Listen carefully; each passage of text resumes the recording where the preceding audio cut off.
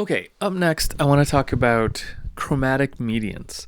Now, these are something that if you took my music theory for electronic musicians class, you saw way back in, I think I did that in class number 3 of the music theory for electronic musicians class.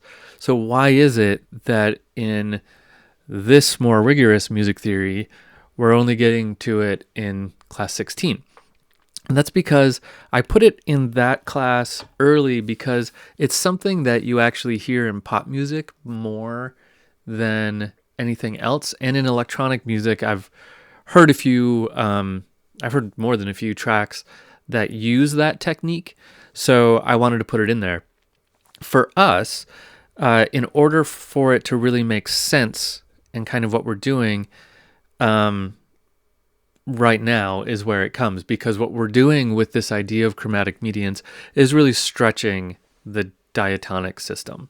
We're breaking it. We're going to break it, and we're going to find a new way to kind of analyze these things.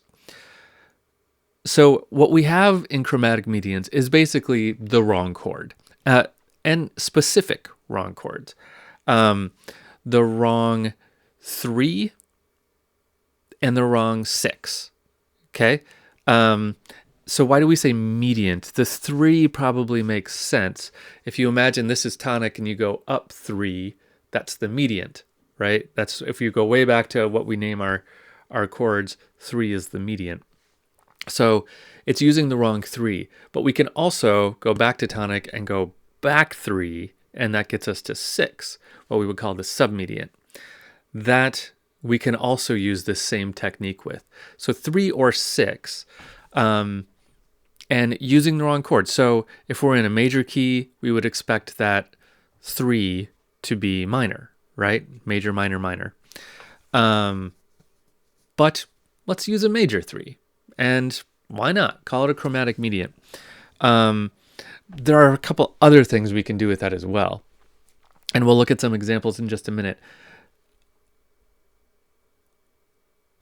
So now we have seen things like this before, and we would have called it mode mixture, right? We would have said, okay, you're borrowing the 3rd from the minor key in order to justify that major 3rd in a major key, right? That's borrowed from the minor key. Modal borrowing from closely related keys. Couple of different ways to say it. Yes, and that is still true. It is modal borrowing. But what we're able to do now is just say, we're not going to worry about the modal borrowing. We're just going to call it a chromatic median. So it's a further destruction of our diatonic system that we're kind of working towards now, is how can we destroy that more and more and more. So let's look at an example. I have one of my favorite examples ready to go. It might get a little silly, but it'll be fun. So let's just dive right into some Super Mario Brothers.